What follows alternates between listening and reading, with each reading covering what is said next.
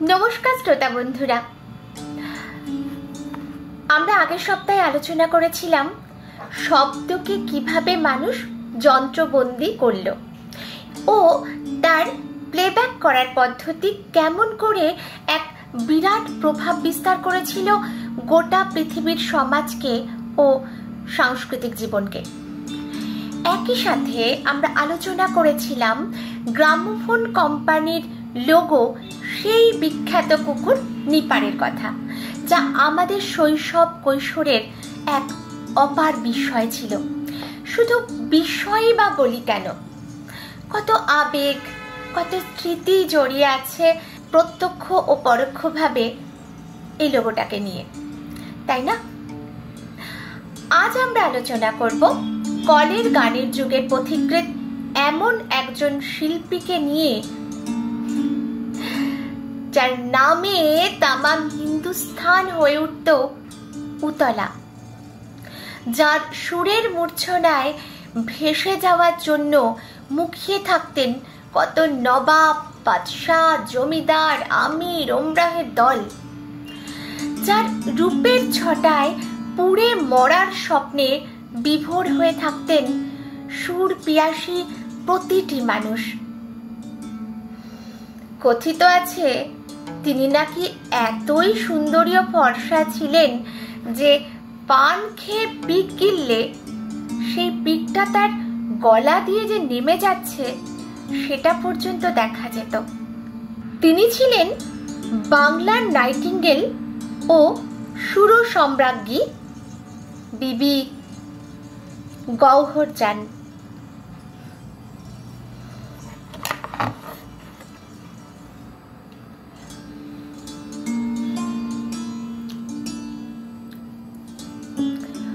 গৌহর জানের কথা শুরু করবার আগে রেকর্ডিং এর ইতিহাসটা আরেকবার একটু ছোট্ট করে বলে নি, যাতে আপনাদের এই পুরো ব্যাপারটা বুঝতে খুব সুবিধা হয়। যারা আগের সপ্তাহের অনুষ্ঠানটা দেখেননি তারা যদি একবার শুনে নেন তাহলে খুব সুবিধা হবে বুঝতে।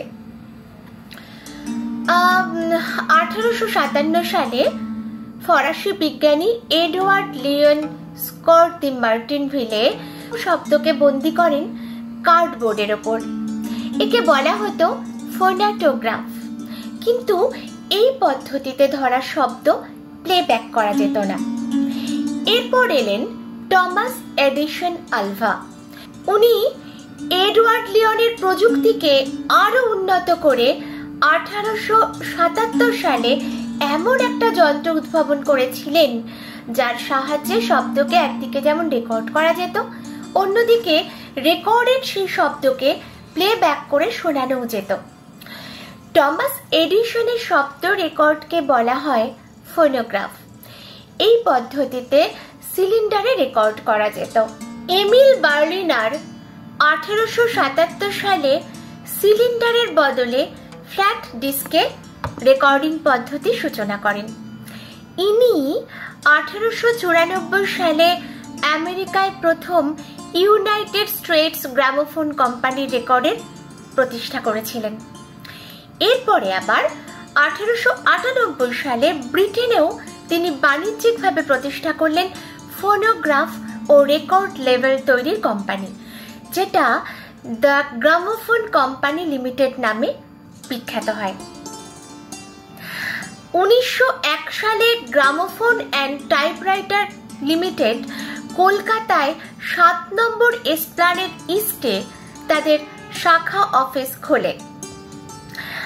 ভারতীয় ভাষায় রেকর্ড প্রকাশের জন্য 1902 সালে ফ্রেডেরিক উইলিয়াম গেইসবার্গ কলকাতায় আসেন ভারতীয় শিল্পীদের গান রেকর্ড করার জন্য।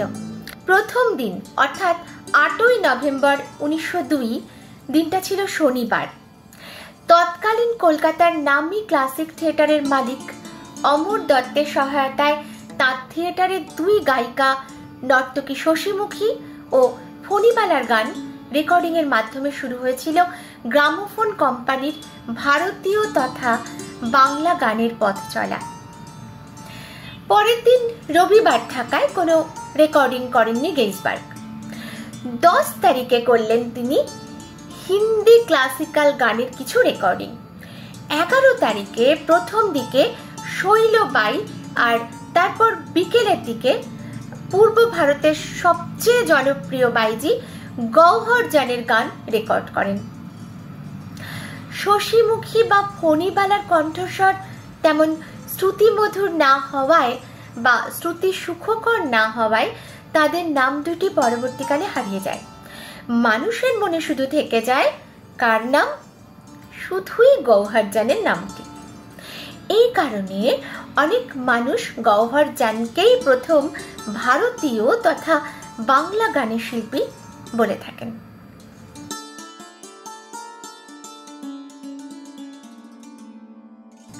সেই সময় গানের শেষে আর্টিস্ট তার নাম ঘোষণা করতেন মাই নেম ইজ বলে এবং নিজের নামটা বলতেন। আসলে রেকর্ডের সাউন্ড কোয়ালিটি ততটা সূক্ষ্ম ছিল না সেই সময়, যা শুনে একজনের থেকে আরেকজনের গলাকে আলাদা করা যাবে। তার উপর মাদার রেকর্ড ফাইনাল হয়ে প্রিন্ট হয়ে যেত বিলেতে, ফলে ব্রিটিশ সাহেবের পক্ষে গান শুনে শিল্পীকে বোঝা একেবারেই সম্ভব ছিল না। তাই কার গান সেটা সাহেবের বোঝার জন্যই এই ব্যবস্থা করা হয়েছিল। গৌহর জান গানের শেষে ঘোষণা করতেন মাই নেম ইজ গৌহর জান, দিস ইজ মাই সং। এটা ওনার প্রায় সব রেকর্ডের শেষেই শোনা যায়।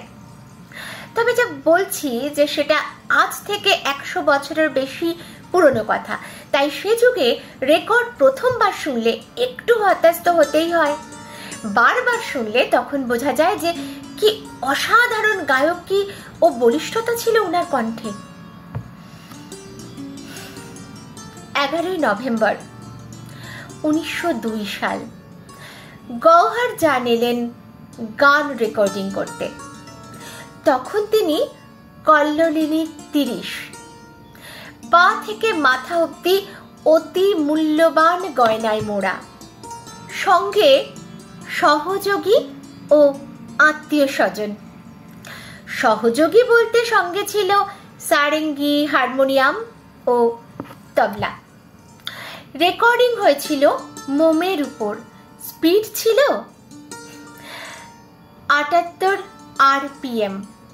এদিন যোগিয়ার আগে একটি খেয়াল গান রেকর্ড করে পারিশ্রমিক নিয়েছিলেন 3000 টাকা। ভাবা যায় 1902 সালে সাকুল্যে 3 মিনিটের একটি গানে বিবি গৌহর জানের বাজার দর 3000 টাকা। সত্যি ভাবা যায় না। বিবি গৌহরের আসল নাম ছিল মিস অ্যাঞ্জেলিনা ইভার্ড। বাবা ছিলেন উইলিয়াম রবার্ট ইভার্ড, তিনি ছিলেন একজন আমেরিকান, ও মা ছিলেন একজন ইহুদি, অ্যালেন ভিক্টোরিয়া হেমিং। অবশ্য গৌহরের মা ভিক্টোরিয়া আসলে ছিলেন আধা ভারতীয়। ভিক্টোরিয়ার মা ছিলেন ভারতীয় আর বাবা ছিলেন ইহুদি, তাই ভিক্টোরিয়ার জন্ম ও বেড়ে ওঠা সবই হয়েছিল এই দেশে। গৌহরের বাবা উইলিয়াম পেশায় ছিলেন একটি কারখানার ইঞ্জিনিয়ার, কর্মসূত্রে থাকতেন বেনারসের কাছে আজমগড়ে। বাবা মার বিয়ে 3 বছর বাদে 1873 সালে অ্যাঞ্জেলিনার জন্ম হয় পাটনায়। ভারতীয় সঙ্গীতের প্রতি মা ভিক্টোরিয়া ছিল গভীর টান, যা ধীরে ধীরে ফাটল ধরায় তাদের দাম্পত্য জীবনে। শেষে একদিন কিশোরী অ্যাঞ্জেলিনাকে সাথে নিয়ে বন্ধু খুরশেদের সাথে চলে এলেন বেনারস। এবার মা ও মেয়ে দুজনেই শুরু করলেন কঠিন তালিম। এক নতুন জীবনের শুরু হলো তাদের। তামাম হিন্দুস্থানের সেরা গায়কের প্রতিমূর্তি হয়ে ওঠার সাধনা। ভিক্টোরিয়া বেনারসে এসে আত্মপ্রকাশ করলেন মালকা জান নামে।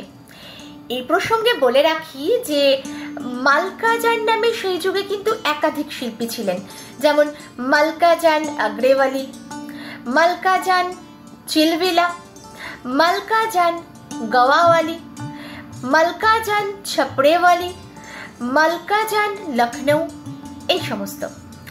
এদের মধ্যে গওহর জানের মা বয়সে সকলের চেয়ে বড় ছিলেন বলে বড়ি মালকা জান নামে পরিচিত হয়েছিলেন। যাই হোক, 1883 সাল নাগাদ ভাগ্যের খোঁজে তিনজনেই পাড়ি জমালেন কলকাতায়। উঠলেন এসে বউবাজার অঞ্চলে। গওহরের বয়স তখন মাত্র 10। এই শহরে সে সময় গান বাজনার সেরা কদরদানে ভরা। মেটিয়াবুরুজে জমজমাট আসর বসিয়েছেন অবধের নির্বাসিত নবাব আলী শাহ। সাথে করে এনেছেন বাছাই করা 100 জন বাইজি। এছাড়া আরো নানা গুণীজনে সমৃদ্ধ তখন এই শহর। এহেন একটা প্রতিযোগিতামূলক পরিবেশে অতি অল্প দিনেই নিজেকে প্রতিষ্ঠা করে ফেললেন মালকা জান। বছর তিনেকের মাথায় 1886 সালে সেই সময়ের কলকাতার বাজার দরে 40,000 টাকা দিয়ে 24 চিতপুর রোডে একটি বসত বাড়িও তিনি কিনে ফেললেন। মায়ের প্রভাবে ছোট বয়স থেকেই গান ও নাচ এই দুদিকেই গওহরের সমান ঝোঁক তৈরি হয়েছিল। মার কাছেই তার প্রাথমিক তালিম শুরু হয়ে গিয়েছিল। সাথে সাথে ছিল পড়াশুনো, নানান ভাষার সাহিত্য পাঠ ইত্যাদি। কলকাতায় এসে এগুলো চালু হয়েছিল তার মার কাছে গওহরের শেখা। হিন্দুস্থানি মার্গ সঙ্গীতের তালিম তিনি পেয়েছিলেন দুই বিখ্যাত ঘরানার, পাতিয়ালা ঘরের ওস্তাদ কালে খাঁ বা কালু ওস্তাদ এবং রামপুর ঘরের ওস্তাদ ভাজির খাঁ ছিলেন তার দুই গুরু। একই সঙ্গে আলী বক্স এবং বৃন্দাবন মহারাজের কাছে তিনি কথক প্রভৃতি নাচের তালিমও নিতে থাকেন। অন্যদিকে আবার ধ্রুপদ, থামার এসব শিক্ষাও তিনি করেন শ্রী জানবাই ও কীর্তন শেখেন চরণ দাসের কাছে। এছাড়া তিনি তার সমসাময়িক যাদের কাছে গান বাজনার তালিম নিয়েছিলেন তাদের মধ্যে উল্লেখযোগ্য হলেন মৌজুদ্দিন খান, ভাইয়া সাব, গণপত রাও ও পিয়ারা সাহেব। এছাড়া তিনি রবীন্দ্রনাথের গানও শিখেছিলেন এবং গাইতেনও বটে, যদিও সেই গান তখন রবীন্দ্রসঙ্গীত নামে পরিচিতি লাভ করেনি। সে সময় যারা গান বাজনার সঙ্গে যুক্ত ছিলেন তাদের মধ্যে শিক্ষার একটা ধারা ছিল। এই বহুমুখী শিক্ষার প্রভাব তাদের আচারে ব্যবহারে প্রতিফলিত হতো। তাওয়ায়েফি সে আচার, আদব কায়দা ও তহজিবের কদর ছিল খুব। রামপুরের নবাব হামিদ আলী খাঁ কেবলমাত্র বাতচিত গুফতুন্দুর জন্য দৈনিক 1200 টাকা দিতেন গওহর জানকে। মুজরর পারিশ্রমিক ছিল আলাদা। বিবি গওহর জান একাধিক ভাষায় লিখতে, পড়তে ও কথা বলতে পারতেন। তার মধ্যে যেমন বাংলা, হিন্দি, গুজরাটি, তামিল, মারাঠি, আরবি, পার্সি, পুস্তো, পেশোয়ারি, ফরাসি ও ইংরেজি। ভাবতে পারা যায়, আমি তো বলতে গিয়ে হাঁপিয়ে পড়লাম। এতগুলো ভাষায় তিনি পড়তে, লিখতে ও কথা বলতে পারতেন। 1902 থেকে 1920 এই 18 বছরের মধ্যে গওহর জান 600-রও বেশি গান রেকর্ড করেন, 10টিরও বেশি বিভিন্ন ভাষায়। গ্রামোফোন কোম্পানি ছাড়াও তার গাওয়া গান প্রকাশিত হয়েছে Sun Desk record, Pathephone, Nicole, Royal record, Singer record, James Opera রেকর্ডে, এমনকি সিলিন্ডার রেকর্ডেও তার গাওয়া গান মিলেছে। তার অসাধারণ গায়কির গুণে ও ভাষাগত ব্যুৎপত্তির ফলে সেসব গান হয়ে উঠত সকলের আপন গান, আর তাই তার গান সর্বদাই এনে দিত বেস্ট সেলারের মর্যাদা। শুধু তাই নয়, হামদম ছদ্মনামে গওহর প্রচুর ঠুমরি, গজল এ সমস্ত রচনা করেছিলেন, যা সাহিত্যের বিচারে কোনো অংশে কম নয়। উদাহরণ হিসেবে বলা যায় কফির আগে বিখ্যাত ঠুমরি গান হরি খেলত নন্দ কুমার, এর অন্তরা তৈরি করেছিলেন গওহর নিজে।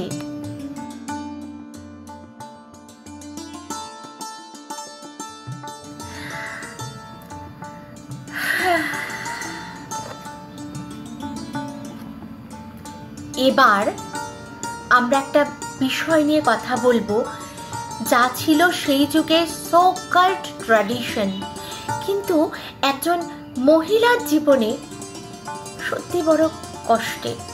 তা তিনি যে পেশাতেই থাকুন না কেন। বলছি, সে যুগে বাইজি সমাজে নথ খোলা ছিল প্রচলিত এক বিশেষ উৎসব। সঙ্গীত ও নৃত্যের তালিম সম্পূর্ণ হওয়ার পরে বাইজি হওয়ার উপযুক্ত কোনো কিশোরী যখন যৌবনে পদার্পণ করতেন, তখন এক অনুষ্ঠানের মাধ্যমে তার আত্মপ্রকাশ বা পরিচয় ঘটানো হতো। এতে নিমন্ত্রিত থাকতেন রাজা, জমিদার, সমাজের গণ্যমান্য বিভিন্ন ব্যক্তি ও সঙ্গীত রসিকেরা। এই অনুষ্ঠানে নির্বাচিত করা হতো সেই নতুন বাইজির রক্ষক বা বাবুর।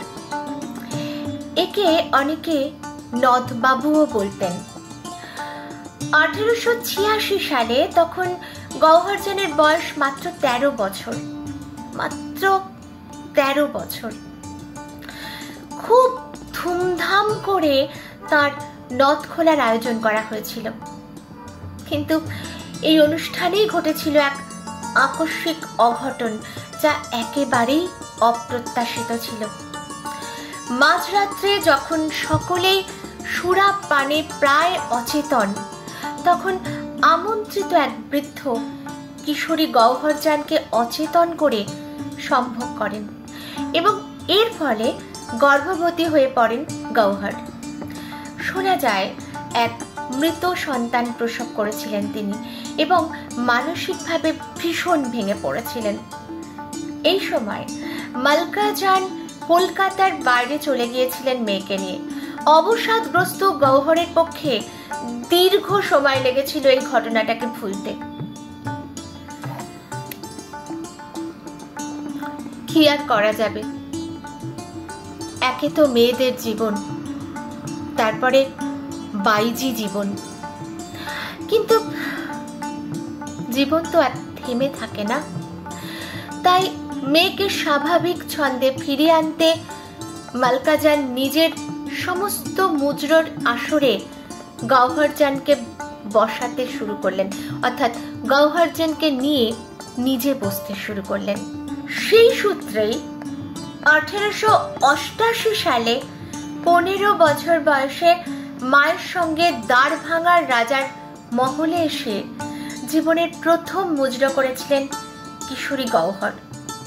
আর প্রথম আসরেই তিনি চিনিয়ে দিয়েছিলেন নিজের জাত। যেমন তার রূপের ছটা, তেমনি সুরের আবেশ আর কথকের ভাও। মহারাজার অনুরোধ ক্রমে কিছুদিন সভা গায়িকার পদও স্বীকার করেন সেই বয়সেই। তারপর নানান জায়গায় ঘুরে ঘুরে মুজরো করলেও 1896 সাল থেকে তিনি পাকাপাকিভাবে কলকাতাকেই কেন্দ্র করে কাজ করতে শুরু করেন। ওনার গানের বিশেষ বৈশিষ্ট্য ছিল এই যে আসরে উনি নেচে নেচে গান গাইতেন। পরবর্তীকালে বয়সের চাপে নাচ কমিয়ে দিয়েছিলেন অবশ্য। নাচের কারণেই ওনার প্রথম যুগের রেকর্ডের উপর লেখা থাকতো ফার্স্ট ডান্সিং গার্ল কলকাতা।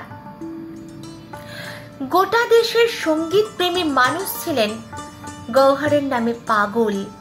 তা তিনি নবাব বাদশাহী হন বা মামুলি কোনো হরিপদ কেরানি, রূপে আর গুণে রাজস্বরী হয়ে বসেছিলেন বিবি গওহরজান।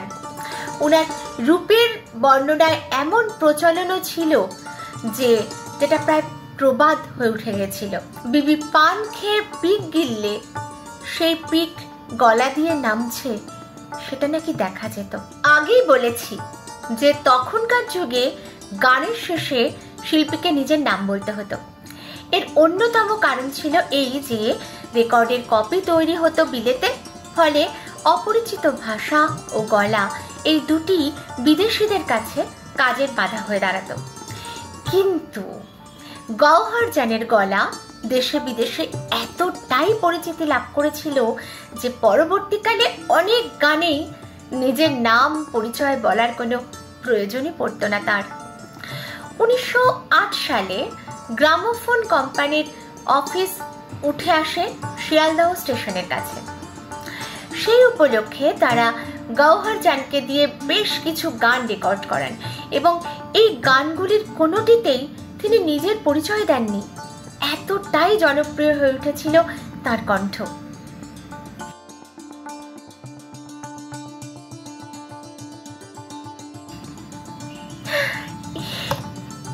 বন্ধুরা, চলুন এবার আমরা একটু মজার ঘটনা শুনি বিবি গওহর জানকে নিয়ে।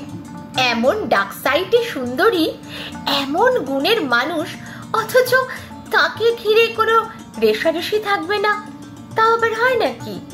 একটা ঘটনার কথা বলি। দারভাঙার মহারাজার ওস্তাদ ছিলেন আজিম বক্স, কিরানা ঘরানার নাম করা ধ্রুপদ ধামার গাইয়ে।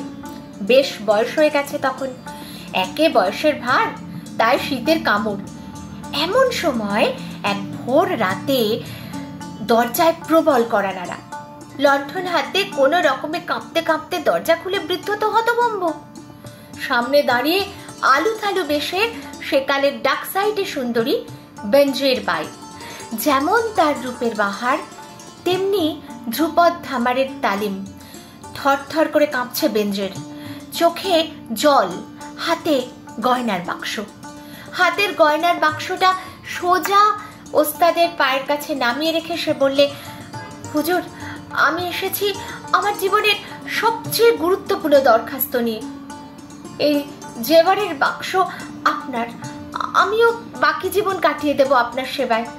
পরিবর্তে আমায় এমন তালিম দিন যাতে আমি কলকাতা শহরের সব রহিস ও গুণীদের মাঝখানে গওহরের মুখে বরাবরের মতো চুন কালি মাখিয়ে দিতে পারি। কি ব্যাপার? ওস্তাদ তো ঘটনার মাথা মুন্ডু কিছুই বুঝে উঠতে পারছেন না। কোন রকমে বেঞ্জিরকে শান্ত করে যে কাহিনী তিনি শুনলেন তা হলো এই যে কলকাতার কোনো এক আসরে দুজনেরই গান ছিল। ঘটনাক্রমে বেঞ্জির গায় গওহরের আগে। গান শুনে তো ভরা আসরে গওহর বলেছিল যে, बहन तुम पलंग पर बड़ी अच्छी सजोगी, मगर ऐसे महफिल में बैठने का हैसियत तुम्हारी नहीं है। অর্থ হলো এই যে, তুমি সুন্দরী, পালঙ্কের উপর তোমায় খুব মানাবে, কিন্তু এইসব বড় বড় আসরে বসার যোগ্যতা তোমার এখনো আসেনি। সেই শুনে হাপুস নয়নে ট্রেন ধরে সেই রাতেই তিনি দারভাঙায় চলে এসেছেন। ঘটনা শুনে ওস্তাদ খুব চিন্তিত হয়ে বললেন যে, দেখো, আমার তো প্রচুর বয়স হয়ে গেছে, আর এ তো খুব একটা সহজ কাজ নয় যে তুমি অমনি বললে আর অমনি গহরকে টেক্কা দিয়ে দেবে। আর তবে যদি মেহনত করতে রাজি থাকো তবে চেষ্টা করে দেখবো এই 4-5 বছরের মধ্যে তোমাকে তৈরি করা যায় কিনা। এরপর বহু দিন কেটে গেছে। ঘটনার কথা তো গওহর পুরোটাই ভুলে গেছেন, আর মনে রাখারই বা কি আছে। বছর 5 বাদে এক ধনীর আসরে গিয়ে শুনলেন দারভাঙার বেঞ্জের বাই ওনার আগে ধ্রুপদ ধামার গাইবেন। আসর বসল। প্রথমেই এলো জোড়া তানপুরো, আর তা দেখেই গওহর চমকে উঠলেন, কারণ তখন বাইজিরা গান গাইতেন সারেঙ্গি আর একটি তানপুরো নিয়ে। কিন্তু পাখোয়াজের সাথে জোড়া তানপুরো নিয়ে কোনো তাওয়ায়েফ ধ্রুপদ ধামারের আসর করছে, এটা তো ভীষণই অকল্পনীয় ব্যাপার।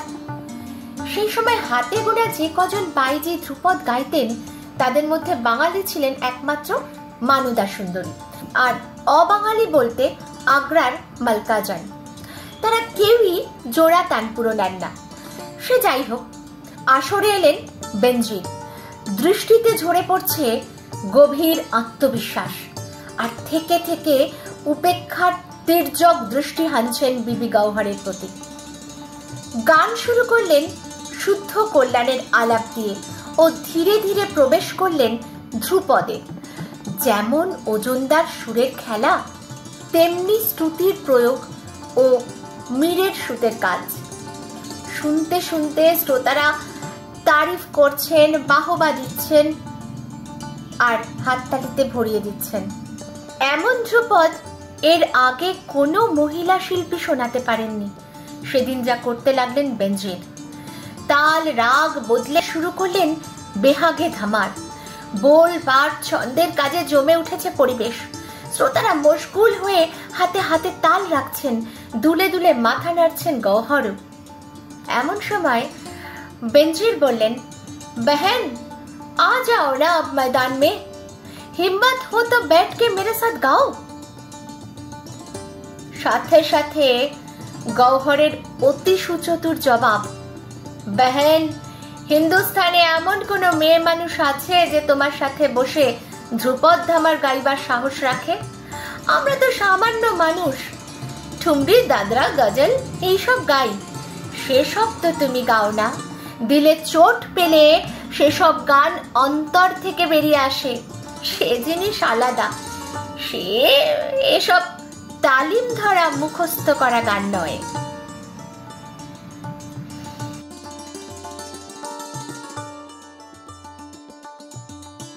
কেবল কলকাতা কেন্দ্রিক মুজরো বা আসর নয়, বহু সর্বভারতীয় গানের আসরেও উনি নিয়মিত গাইতেন।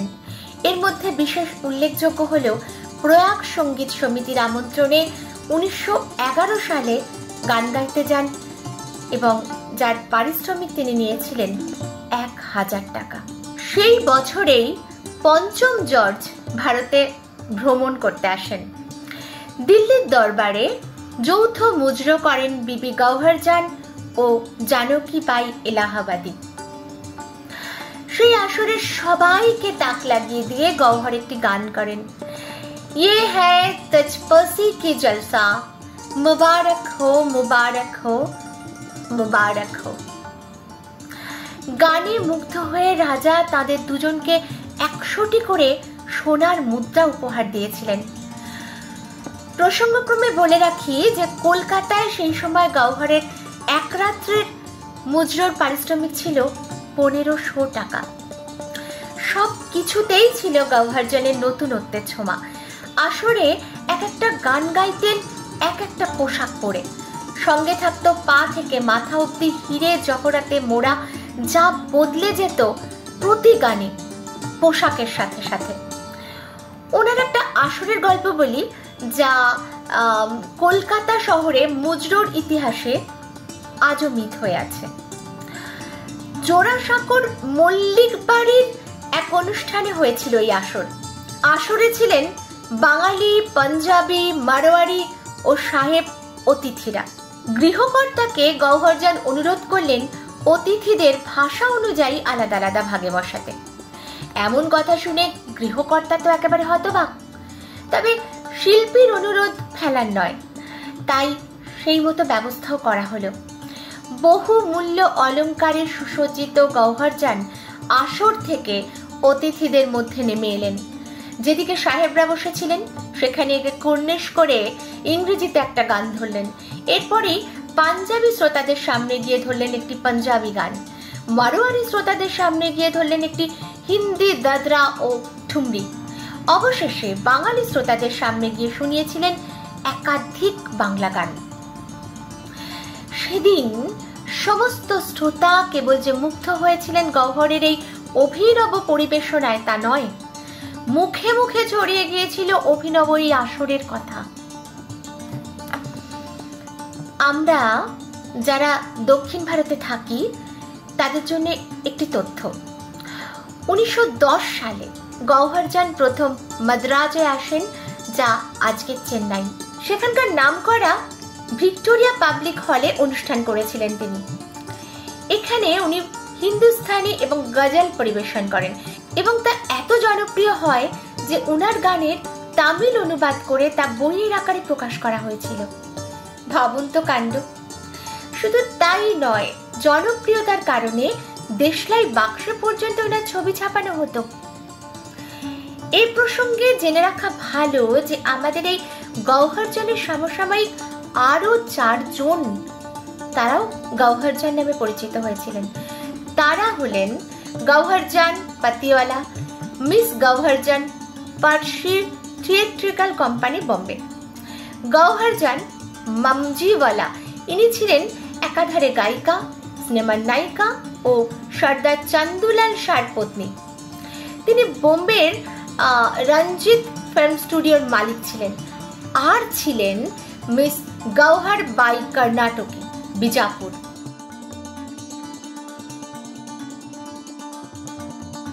গৌহরের গানে যারা প্রত্যক্ষভাবে প্রভাবিত হয়েছিলেন তাদের মধ্যে অন্যতম ছিলেন বেগম আক্তার।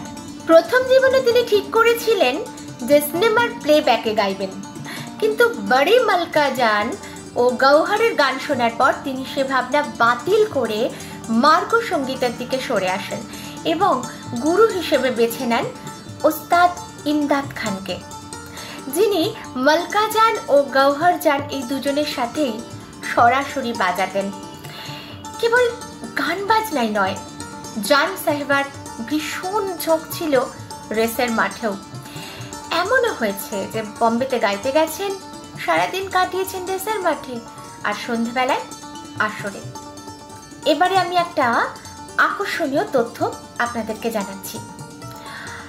হীরাবাই বদ্রেকর ছিলেন কিরানা ঘরানার প্রবর্তক ওস্তাদ আব্দুল করিম খান মেয়ে। খাঁ সাহেবের 5 ছেলে মেয়ে ছিল, কিন্তু নানান কারণে ওনার স্ত্রী তাদের নিয়ে চলে আসেন পুনাতে।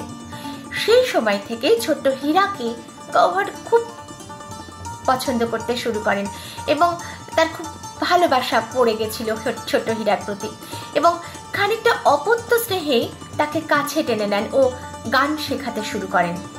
পরবর্তীকালে তার অনেক গান হীরাবাই গ্রামোফোনে রেকর্ড করেছিলেন।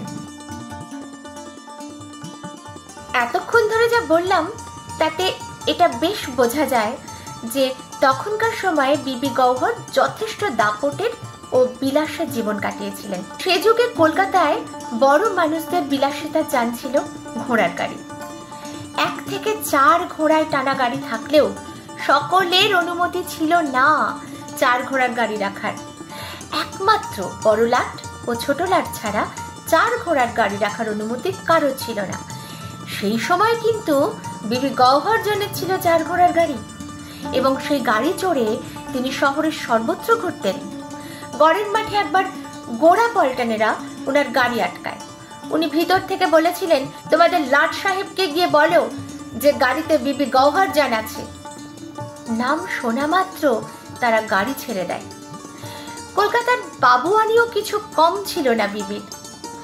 তার খুব শখ ছিল বেড়াল পোষার। সেই পেয়ারের বেড়ালের প্রথম বাচ্চা হওয়ার উৎসবে উনি একটা এমন অনুষ্ঠান করেছিলেন যাতে খরচা করেছিলেন তৎকালীন দিনে 20,000 টাকা।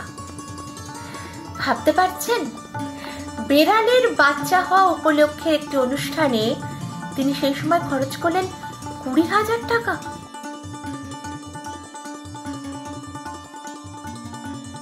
শুধু বিলাসিতাই নয়, আত্মমর্যাদা বোধও ছিল তার প্রখর।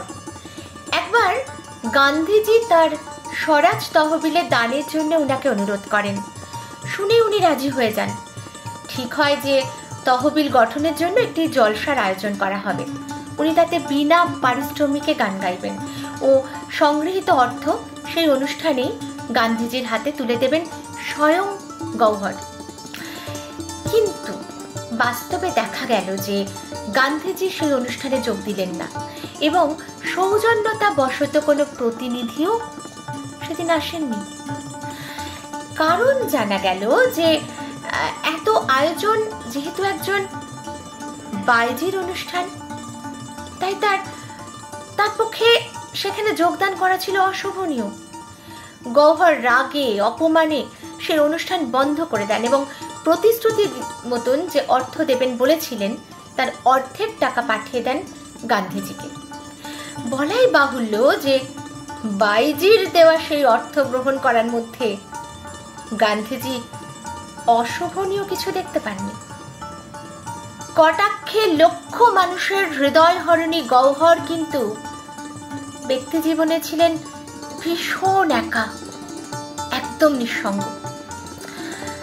নিজের গানেই উনি বলেছিলেন, জংলা পাখি কখনো পোষ না মানে, করোনা পীড়িতি কভু বিদেশি শনে। হয়তো নিজের জীবনের দুঃখই এভাবে গানে গানে বলেছিলেন তিনি। ওস্তাদ ফৈয়াজ খাঁ একটা কথা খুব বলতেন যে গানের জগতে প্যার মোহাব্বত ও দাগা খাওয়া খুব দরকার, নইলে নাকি ঠুমরি গানের আকুতি ফুটে ওঠে না। তাই হয়তো হয়েছিল গওহরের জীবনে। ওনার সচিব সৈয়দ গুলাম আব্বাস আলী ছিলেন পেশোয়ারের লোক। নিজের ভালোবাসার বর মারলেও একদিন তার গলাতেই পরিয়ে দেন বিবি, সঁপে দেন সব আবেগ, আকুতি আর সুরে ঢালা প্রেমের ডালি। বয়সে তার থেকে বছর দশকে ছোট হলেও ভালোবাসার মর্যাদা দিতে কসুর করেননি সুরের রানী। খিদমতগার আব্বাস আলী রাতারাতি মালিক হয়ে বসল সমস্ত সম্পত্তি। কিন্তু বিধাতার এমনই পরিহাস যে এই মানুষটি অনুরক্ত ছিলেন অন্য এক মহিলার প্রতি। গওহর ছিলেন তার কাছে প্রয়োজনের নিছক খেলনা মাত্র। একে একে গওহরের সমস্ত সম্পত্তি, বাড়ি আব্বাস বিক্রি করে দিতে থাকেন। সব জানতে বুঝতে পেরে ক্ষোভে দুঃখে ভেঙে পড়েন গওহর। কিন্তু সহজে হার মানা ছিল না তার হাতে। উচিত শিক্ষা দিতে ঘটনা আদালত অব্দি টেনে নিয়ে যান তিনি। মামলার দায়ে বহু সম্পত্তি হাতছাড়া হয় তার, এমনকি নিজের বাড়ি গওহর মঞ্জিল ছেড়ে বেরিয়ে আসতে হয় তাকে একদিন। শেষে এমনও দিন গেছে যে 1-2 টাকার বিনিময়ে নিজের বন্দিশ বিক্রি করেছেন পর্যন্ত। মহিষাদলের রাজা দেবপ্রসাদ গর্গ এই সময় ওনার কাছ থেকে 10 টাকার বিনিময়ে কিছু ঠুমরি গানের বন্দিশ কিনেছিলেন।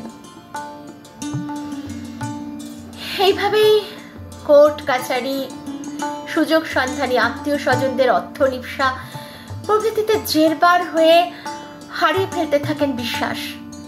নিঃশেষ হয়ে পড়েন মানসিকভাবে। অবশেষে কলকাতা ছেড়ে একদিন পাড়ি দিলেন বোম্বাইতে। একা, একদম একা। গিয়ে উঠলেন পূর্ব পরিচিত অমৃত ভাগাল নায়কের কাছে। এই নায়ক ছিলেন তখনকার গুজরাটি নাটকের এক বিখ্যাত অভিনেতা। দেখতে ছিলেন অতি সুপুরুষ, সর্বোপরি রাগ সঙ্গীতের ভীষণ সমজদার একজন লোক। ইনার কাছে বিবি গওহর পর্যন্ত গান শিখেছিলেন এবং তার সুর ও পরিচালনায় রেকর্ড করা গওহরের একটি দাদরা গান সেই সময় খুবই জনপ্রিয় হয়, আন বন জিয়া মে লাগি। বেশ সুখেই কেটে যাচ্ছিল দিন, কিন্তু বিধি আবার বাম হলো। বছর 4 বাদে পৃথিবীর মায়া কাটিয়ে হঠাৎ বিদায় নিলেন নায়ক। সুরের সমস্ত তার কেটে গেল গওহরের। সাথী হারাবার বেদনায় প্রায় উন্মাদ হয়ে উঠলেন তিনি। অসুস্থ শরীরে ফিরে আসতে বাধ্য হলেন কলকাতার পরিচিত জনদের মাঝখানে। কিন্তু কিছুদিনের মধ্যেই আবার তাদের হীন আচরণ ও অর্থলোলুপতা তাকে পথে নামতে বাধ্য করল। অসহ্য হয়ে পাড়ি দিলেন তিনি দ্বারভাঙা এবং সেখান থেকে মহীশূরে, সোজা মহীশূরের রাজদরবারে। সময়টা ছিল 1928 জুলাই মাসের শেষাশেষি।